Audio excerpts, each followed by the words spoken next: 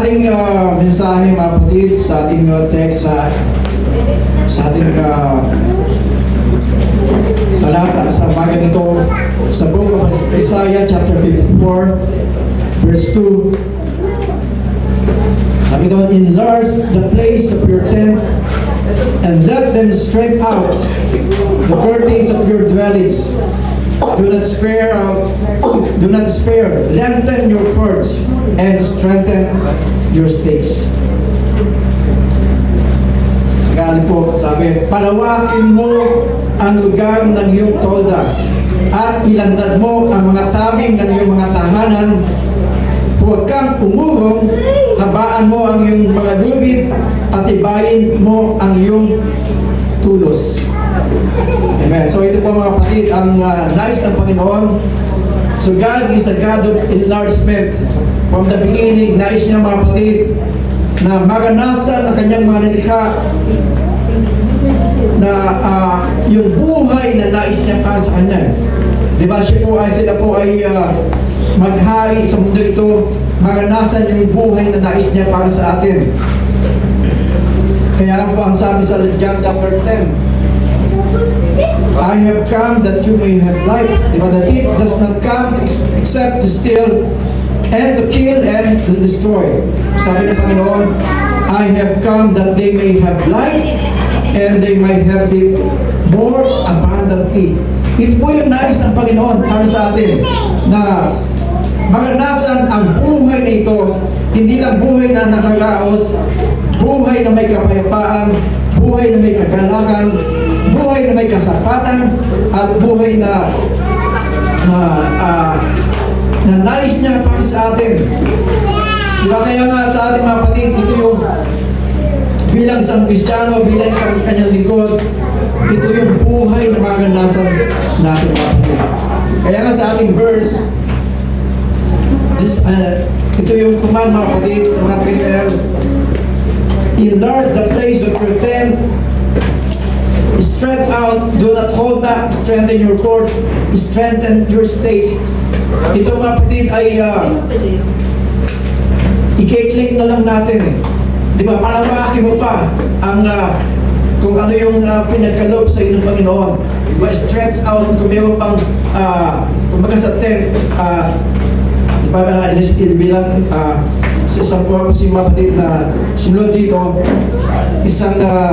parang isang nagtayo ng tent na kung saan ay kailangan palawakin ka pa. Di ba yung isang tent, kailangan kung meron pang ilalarga yung mga lubid, ilarga. So stretch out the cord at palalingin ang mga pundasyon nito. Ito po yung nais ng Panginoon para sa atin. At maaaring this year, marami sa atin ang nagpaplano.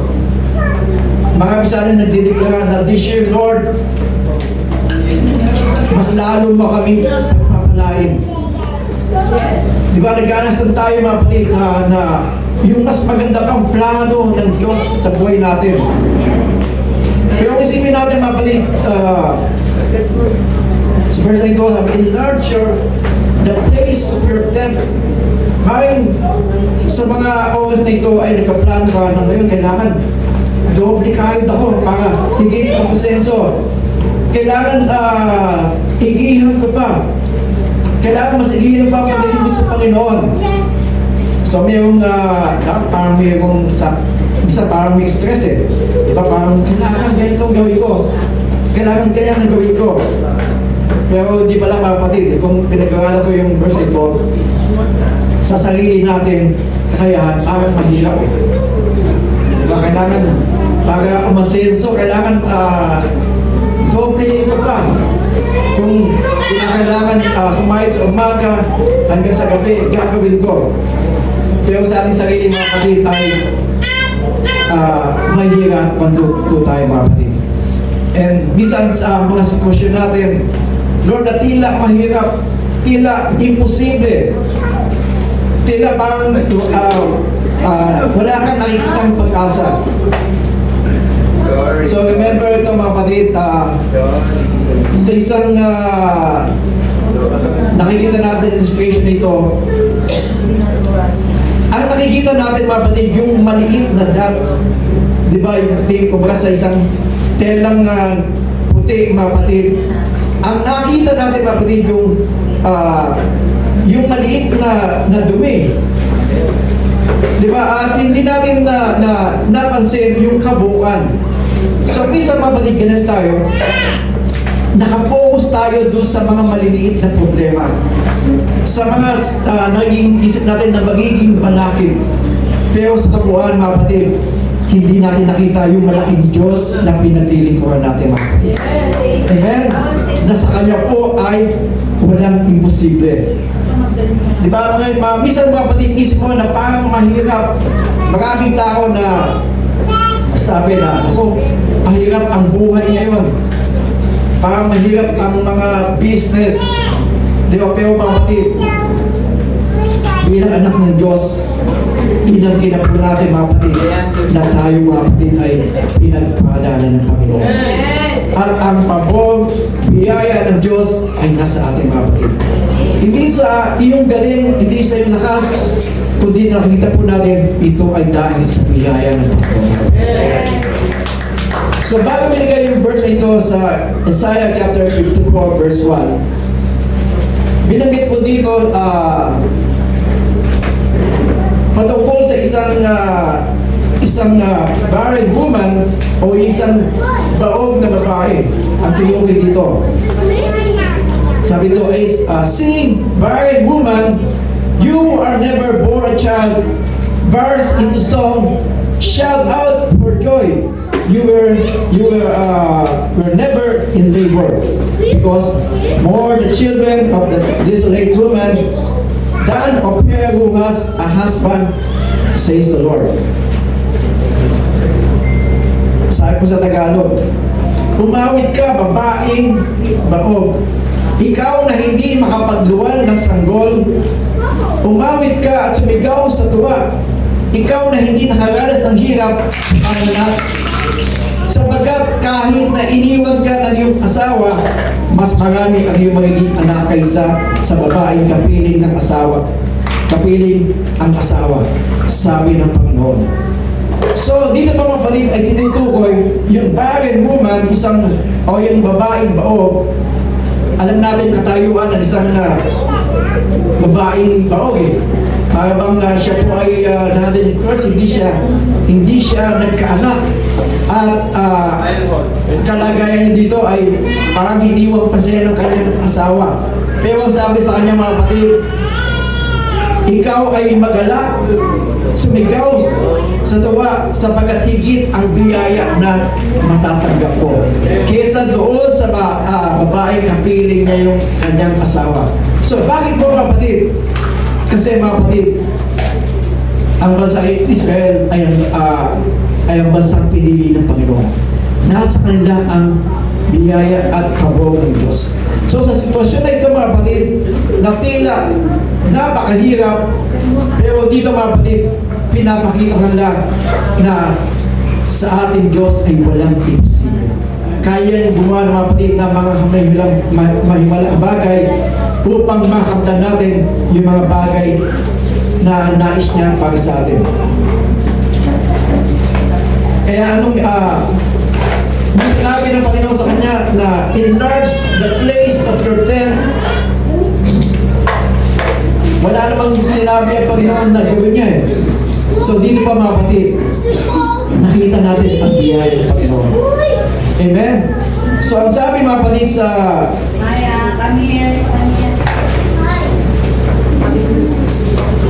ang sabi mga kapatid, sing, barren woman, you will never bore a child. Verse in the song, shout for joy. So ang ginawa, ang gagawin nila mga kapatid, magpuri, magalak sa Panginoon. Amen? So sa ating kapatid, wala pala tayong gagawin kundi rejoice in the finished works of Christ. Amen? So, nato mga kapatid, yung kagalakan natin, pagkilala doon sa ginawa ng Diyos para sa atin. Siya po ay nagpakahirap na upang maranasan natin ang buhay na masagana. Amen? Kung titignan po natin yung verse, bago yung verse 54, yung verse 53, diba dito natin binanggit mga kapatid, diba yung, kung ano yung ginawa ng Panginoon para sa atin. Sa Isaiah chapter 53 verse 5, ngunit siya'y nasugatan dahil sa ating pagsalamsan, siya'y nabugbog dahil sa ating mga samaan. Ang parusa na tungkol sa ating kapayapaan ay nasa Kanya, at sa pamagitan ng Kanyang mga lakay, tayo ay nagsigaling. Praise God. So ngayon mga kapatid ay ito po mga kapatid, kagaya isang babaeng baon na ito mga kapatid, na tila walang pag-asa sa kanyang sitwasyon. Pero mga kapatid, ang biyaya at pagod ng Diyos ay nasa kanya. Ang gagawin niya lang mga kapatid ay paniwalaan ito, angkinin at paglingkuran ng ating Panginoon. Amen. Kaya nga dito sinabi na enlarge your territory mga kapatid.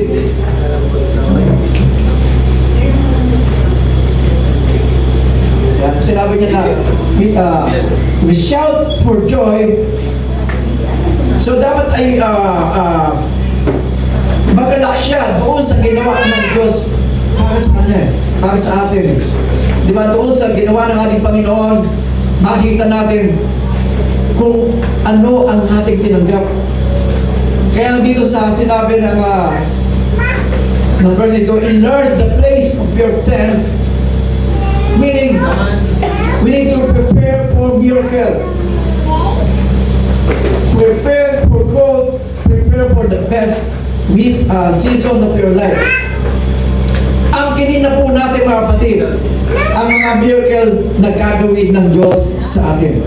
Handa ka na ba sa mga miracle na gagawin ng Diyos sa buhay mo? Amen. Prepare for growth. Nais ng Diyos na tumaas ang ating antas, maging sa paglilingkod sa Kanya, sa ating pagiging buhay Kristiyano, at maging sa ating pamumuhay ay nato mga kapatid, nakikita natin kung paano ang Diyos kumikilos para sa atin. Amen? So ang kailangan lang po natin mga kapatid ay ito po mga kapatid ay angkinin natin, ideklara natin, paniwalaan natin mga kapatid. Amen? Na ang biyaya ito po ay nasa atin na eh. So kailangan lang mga kapatid na ito ay pakililusin natin mga kapatid sa ating buhay. Imagine the unlimited God now is inside you. Nasa atin mga kapatid eh. Amen? So ngayon mga kapatid ay nananahan na sa atin ang banal na Espiritu ng Panginoon. Praise God. At kumbaga yung ating tinanggap na biyaya ng Panginoon, kailangan makita natin, maunawaan natin, at ito ay maipamuhay natin mga kapatid. Kaya enlarge the place of your territory. So, prepare tayo mga kapatid doon sa mga bagay na nais ng Diyos para sa atin. Kaya nga anumang sitwasyon natin, anumang kalagayan mga ngayon, ang Diyos ay hindi matapos mga kapatid. Kumikilos siya mga kapatid, at patuloy mga kapatid na dapat maunawaan natin kung ano yung daanan niya sa ating buhay. Praise God. So marami tayong gustong gawin mga kapatid. Pero ito mga kapatid ay ang Diyos pa rin ang kumikilos. Sabi sa Philippians 2:13, sapagkat ang Diyos ang kumikilos sa inyo upang inyong naisin at sagawa ang kanyang kalooban. For it is God who works in you to will and to act in order to fulfill His good purpose. Marami tayo mga ipinaplano mga kapatid sa ating buhay. Ang Diyos pa rin mga kapatid ang nagpapaisip yan eh. Ano yung mga bagay na nais natin gawin? Amen? Ano yung naman po sa atin ang desire mga kapatid na ang Diyos pa rin ang nagbibigay. Diba? Kaya nga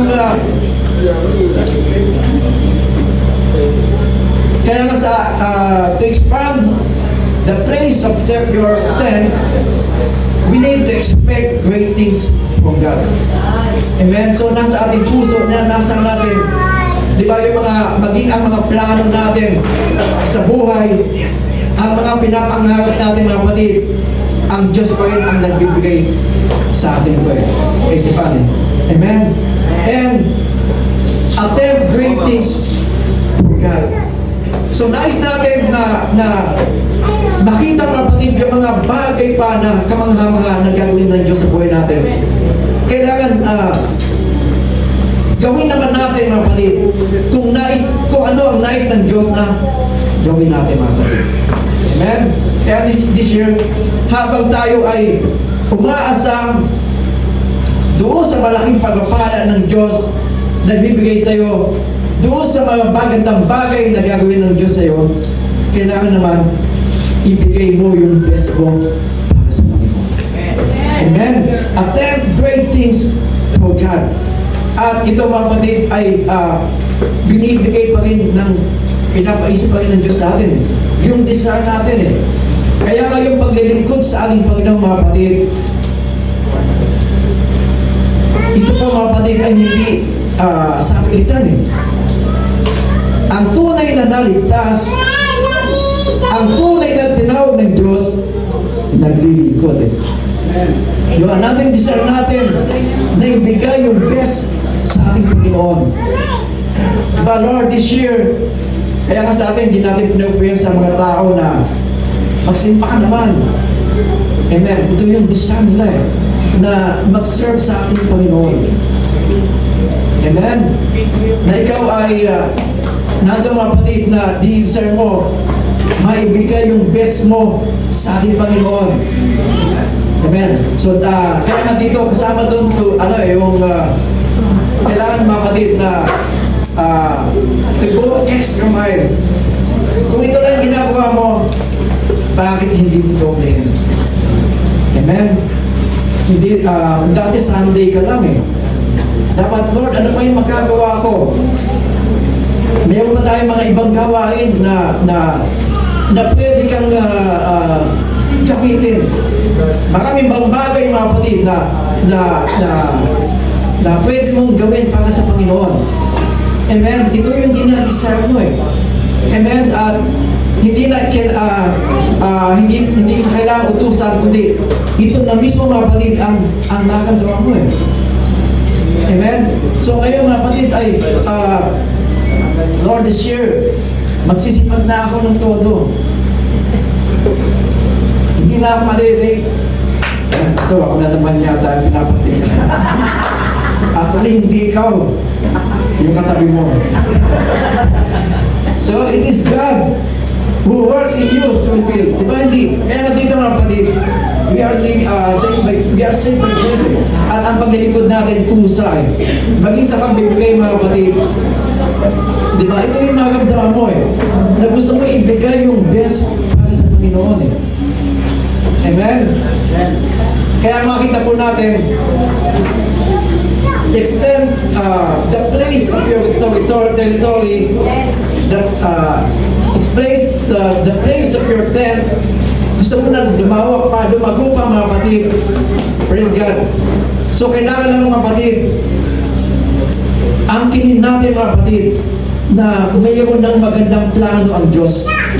Amen? Kailangan na lang paniwalaan natin to mga kapatid. At aktuhan mga kapatid ang paniniwala na ito mga kapatid. Praise God. So sino ba tayo sa harap ng Panginoon? Ano ang kalagayan natin sa ating Diyos mga kapatid? Sabi sa Galatians chapter 4 verse 6 to 7, because you are sons, God has sent the Spirit of His Son into your heart, in our heart, crying, Abba, Father. Therefore, you are no longer a slave, but a son, and if a son, then an heir through God. Praise God.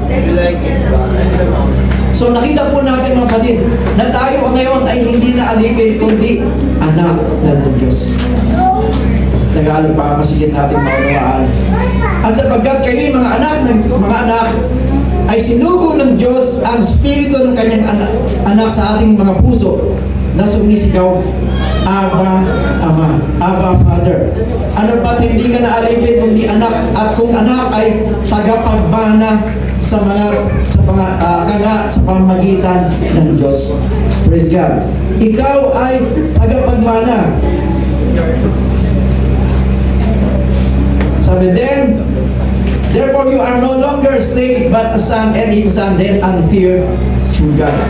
Praise God. So ngayon mga kapatid, nung tinanggap mo na ang Diyos sa buhay mo, ikaw ngayon ay binigyan ka na ng karapatang maging anak ng Diyos. Amen? So maraming katangian ng Diyos, natatawagin natin siya bilang maaaring kailangan sambahin natin bilang siya ay bilang isang Diyos, kilalanin na Diyos na mapangyarihan. Kumbaga sa isang alipin, kilalanin mo ang iyong Panginoon, pero ang nais ng Panginoon, kilalanin natin siya bilang Ama. Amen? So ngayon ay makakatawag ka na, Lord, Ama, Ama ko. Di ba? So ngayon ay tinanggap natin mga kapatid ang mana nito mula sa ating Diyos. We have marami tayong mga inheritance sa ating Diyos. Tinanggap na natin ang kaligtasan. Amen? Dahil sa kanyang biyaya tayo ay naligtas at hindi sa kanyang magawa. So tinanggap natin mga kapatid ang buhay na walang hanggan. So akin po natin yon na ikaw ngayon ay may buhay na walang hanggan na. At eternal life na ito mga kapatid ay hindi lang matatanggap natin after ng buhay na ito eh. So ngayon pa lang, yung eternal life na ito ay maganasan na natin mga kapatid. Kaya yung sinabi, then and here through God. So hindi sinabi mga kapatid na tayo ay magiging tagapagmana gaya ng isang anak eh. So binanggit na you are joined here with Christ. So ibig sabihin mga kapatid, halimbawa sa pisika sa ating mundo, kapag ang isang anak ay may mamanahin, hindi niya pwedeng tanggapin yung hanggang buhay pa yung mga magulang. Matatanggap mo lang yung mana kapag patay na yung mga magulang. Pero sa tinawag dito na hindi kagaya mga kapatid ng mana na isang magulang, sabi, binanggit dito that we are joined here with Christ. Amen? So, ibig sabihin mga kapatid, tayo po ay tinanggap na natin mga kapatid ang lahat ng pangako ng Diyos para sa ating mga kapatid. Amen? So all the promises of God is yes. Amen. So ang lahat ng mga pangako na binigay ng Diyos, ito po ay, ang lahat na ito ay para sa ating mga kapatid. Amen?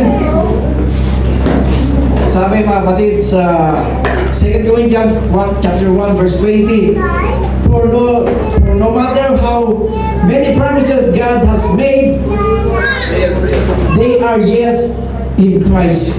And through Him, the Amen is spoken by us to the glory of God.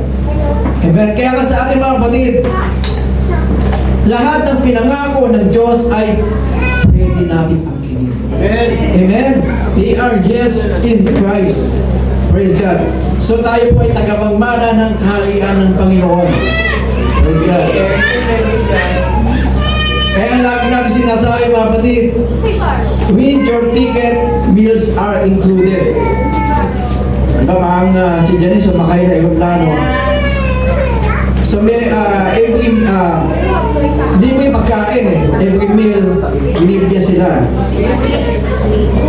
Pero ang hindi alam ng iba, kung ano yung pinigay sa kanila, ito na yung okay na ito eh. Pero hindi pala ito mga kapatid. Pwede kang mag-request kung ano yung drinks na gusto mo. Pwede pang pwede mo palang yung ibang pagkain na gusto mo, pwede mo i-request. Amen. Kaya lang iba mga kapatid, hindi nila alam yung pribileyo. Amen? So, na-enjoy nila, pero mas na-enjoy mo pa sana kung alam mo lahat ng mga privilege na dapat mo tanggapin. Amen? Kaya sa ating pagiging Kristyano, mga kapatid, lahat ng pangako ng Diyos, di ba tayo po, mga kapatid, ay hindi lang pinagpala ng Panginoon, spiritual, kasama doon, mga kapatid, ang di ba, emotional, physical at material blessing na ating tatanggapin, mga kapatid. Amen? Kaya pag ikaw ay pinagpala na ng spiritual, imposible na hindi ka pagpalain ng Panginoon material.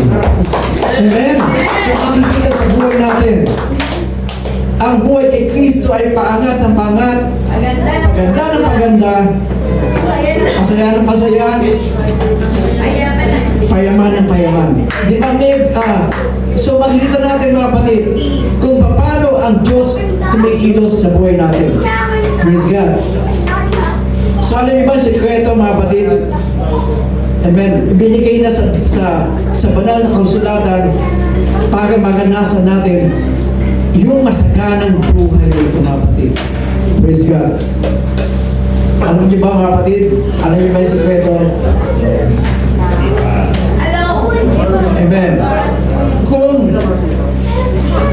sasaligsigin lang natin, mga kapatid, kung baga parang naghahanap ka ng treasure. Grabe, ito lang pala yung treasure. Ito pala yung natatagong kayamanan na hindi ko maangkin-angkin. Yeah. Sabi po sa Joshua chapter 1 verse 8, makinig, mga kapatid, keep this book of the law always on your lips. Meditate on it day and night, so that you may be careful to do everything written in it. Then you will be prosperous and successful. Amen. Sino po ang gusto na maging prosperous and successful? Amen. Taas kamay. Amen. So ang gagawin mo lang pala, mga kapatid, meditate the Word of God day and night. So bakit, mga kapatid? Habang sinasalita po natin ang salita ng Panginoon, ito po yung magtuturo sa atin lahat ng mga bagay sa ating buhay. Amen? At kung sundin natin ito, mga kapatid, sabi, then you will be prosperous and successful. So, dito lang po natin makikita, mga kapatid. Praise God. So, ang susi pala, mga kapatid, meditate it day and night. So, ibig sabihin, habang meditate mo, binubulay-bulay mo, binabasa mo, bawat araw. Amen? Kasi habang nagbabasa ka, mga kapatid, mayroong mensahe ang Diyos na binibigay sa atin. Kung ikaw ay mayroong problema, ito yung sagot eh. May mga katanungan sa buhay, amen, ito yung sagot na binibigay sa atin ng Panginoon. Praise God. Kaya minsan naisip ko, tama ba yung binigay kong devotion everyday? Pag binigay, di ba parang mahaba-haba naman chapter 1, ito, babasahin mo. Pero ito pala yung gusto ng Panginoon, mga kapatid eh. Tinuturuan tayo, mga kapatid, na meditate the Word of God day and night. Kasi ito yung susi, mga kapatid. Amen? Parang ang hirap sa hanap yata. Imagine ilang chapter ito, babasahin mo, ang haba-haba. Pero pag manonood ng teleserye, grabe. Tapos eh. Di ba? Pero yung Word of God, hindi mapasa. Amen? Kaya sana, mga kapatid, ay ito yung kalooban ng Diyos eh. Nais ng Diyos, mga kapatid, angkinin, mga kapatid, yung mga pangako na ito na binigay sa atin, mga kapatid. Amen? So, bulayin po natin, mga kapatid. Ito po yung susi para tayo po ay maging matagumpay sa ating buhay. Amen? Praise God. Isa pang verse, sabi dito sa Psalm chapter 1 verse 2, blessed is the man who does not walk in the step with the wicked man, or stand in the way of the sinners, or sit in the company of mockers, but whose delight is in the law of the Lord. Ang kanyang kasiyahan, ang kanyang kasiyahan daw mga kapatid, ay doon sa salita ng Panginoon, salita ng Diyos. And who meditates in His law day and night. Amen? So yun mga kapatid, napakaganda mga kapatid, na ito mga kapatid ay maging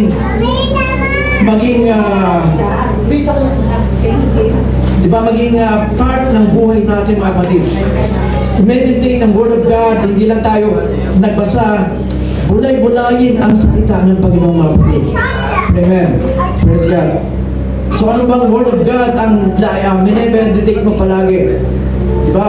Minsan, pag minimeditate mo lagi, pag minimeditate mo na I can do all things through Christ who strengthened me. Diba? May kang word na palagi kaya ko to dahil sa ating Panginoon. Amen? Na minsan nalulungkot ka, ito yung worthless worry. Yung sabi ng Panginoon, di ba? Do not worry about tomorrow. Di ba? Huwag natin alalahanin ang bukas. Ang Diyos ang bahala dito. Unahin lang natin ang kanyang kaharian at katuwiran. Ang lahat ng mga bagay nito ay pawang idadagdag sa atin. Di ba? So, minimeditate natin ito mga kapatid. Minimeditate natin, by His wounds, we are healed. Lord, sa iyong mga natay, ako ay magaling na. Di ba? Ito yung magpapalakas sa atin mga kapatid. Kaya napakimugtatan mga kapatid, may word of God na minimeditate natin. Amen? Philippians 4:19, but my God shall supply all my needs according to His riches and glory in Christ Jesus. Diba? Lagi na nagpulay, Lord, but my God will supply everything. Amen. Lalo na pag, kasi isinulat to sa mga taga-Pilipos sa kabila ng kanilang kahirapan, sa kabila ng kanilang kahulungan, sila ay masaganang nagbibigay sa Panginoon. Amen. So, kaya nilang angkinin itong verse na ito dahil, Lord, nagbigay kami sa iyo, Panginoon, ibinigay namin yung best sa iyo at alam namin hindi kami magkukulang. Amen. So natin mga kapatid na inaangkin natin mga kapatid yung pangako ng Panginoon. Praise God. Ang sabi mga kapatid sa Psalms chapter 1 verse 3, that person is like a tree planted by streams of water. Ang kagaya ko daw ay isang punong kahoy na nakatanim sa tabi ng bangkisan. Diba? Imagine yung isang punong mga kapatid na nakatabi, nakatanim doon sa tabi ng sapa mga kapatid. Sagana diba? Maging dumating yung panahon na tagtuyot, siya po ay nananatig na naliwa. Sabi, and whose leaf does not wither, whatever they do, prosper. So ang kanyang mga dahon mga kapatid ay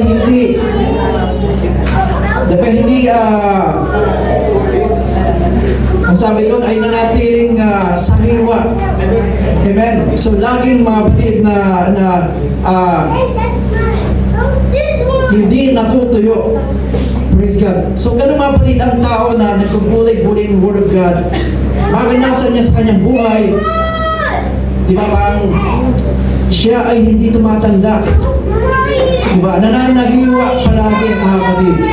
Amen. Siya'y patuloy na pinapalusog, pinapalakas ng Panginoon. Amen. Praise God. Kaya nga ang mga tao mga kapatid na laging nagbubulay-bulay ng Word of God ay hindi tumatanda. Amen. Tignan mo katabi mo.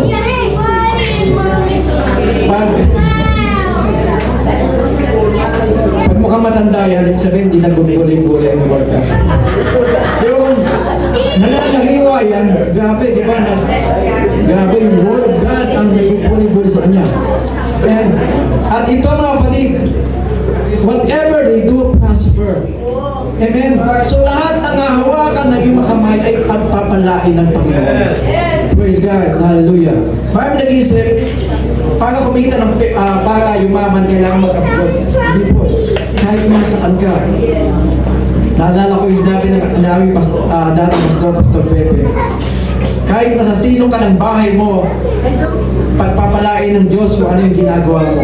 So imagine, ang lahat ng mga hanap buhay ito, mga home industry lang, gumagawa ng mga sando, mga pangingga, sari-sari mga kapatid. Pero doon lang grabe, pinagpala yung lugar nito mga kapatid. Amen? So, kahit anong hawakan ng iyong kamay mga kapatid, maliit man malaki, isang araw, yan ay lalago mga kapatid. Amen?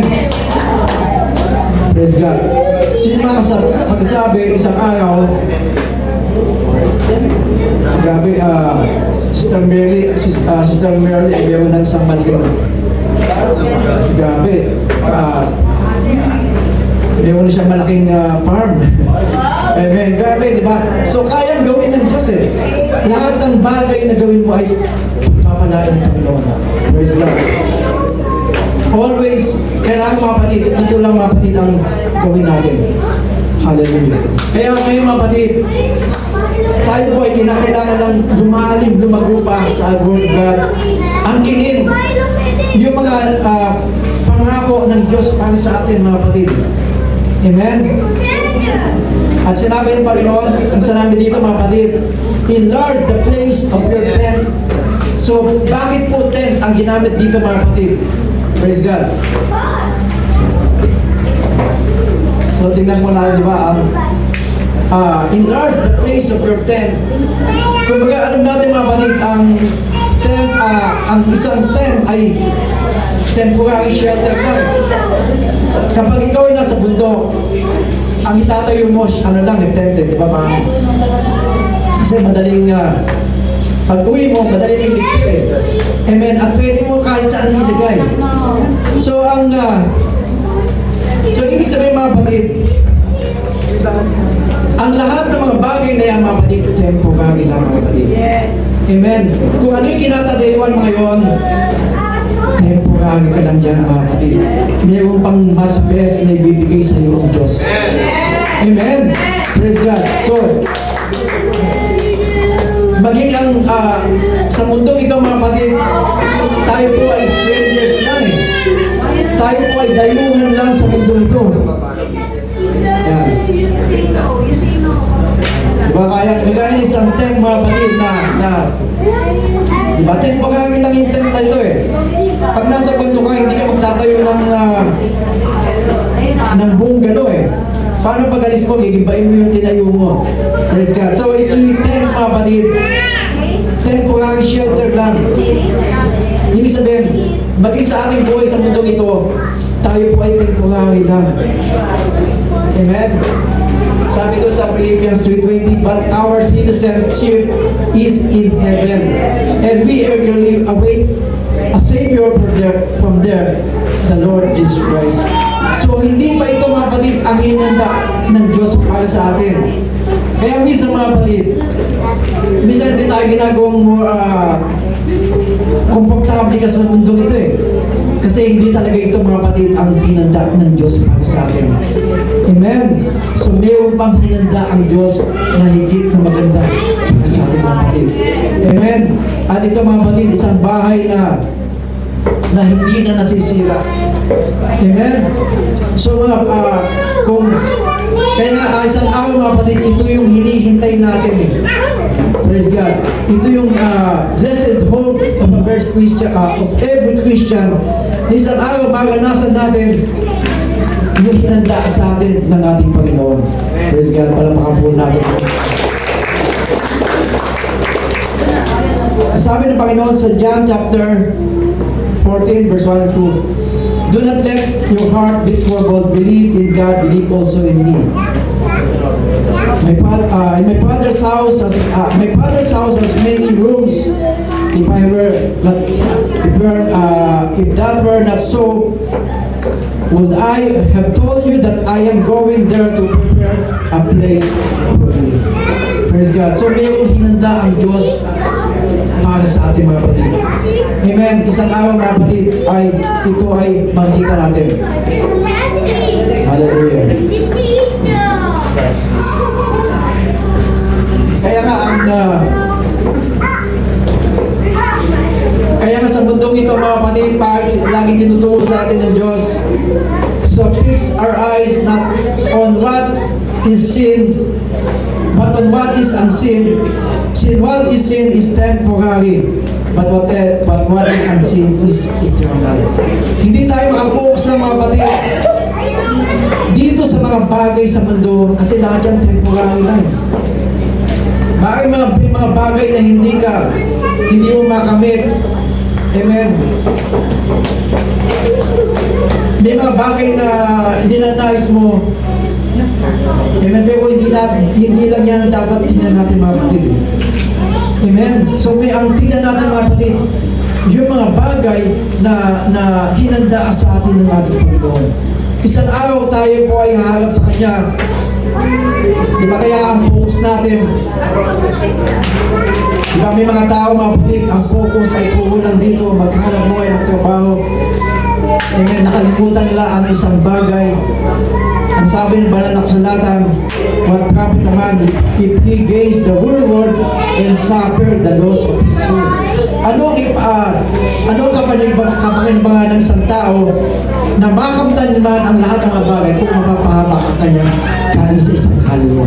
Higit na mahalaga mga kapatid, ang kaligtasan na ating tinanggap mga kapatid.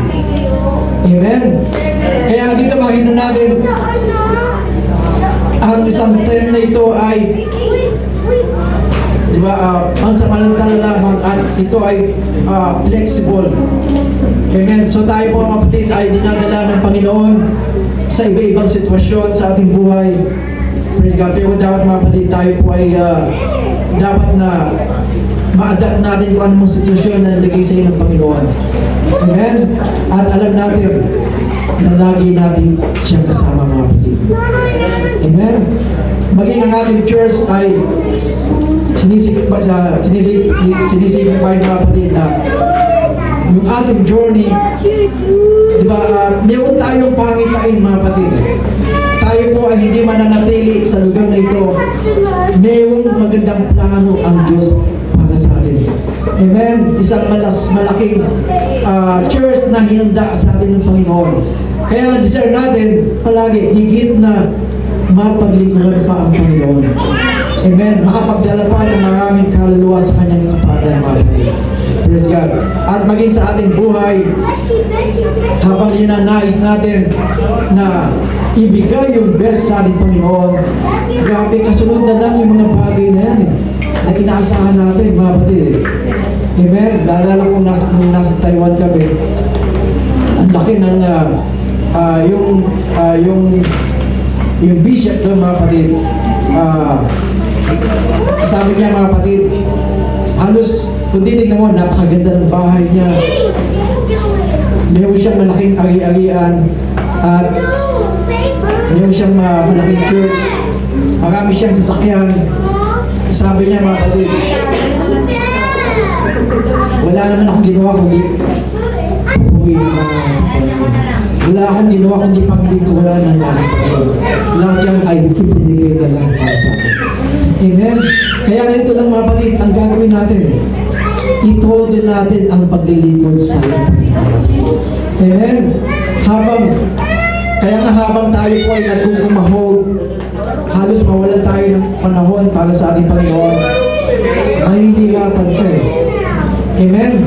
Pero pag lagi natin inuuna ang Diyos sa buhay natin, hahabulin ka na lang ng pagpapalala.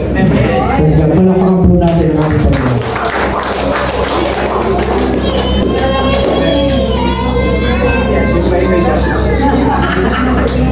Praise God.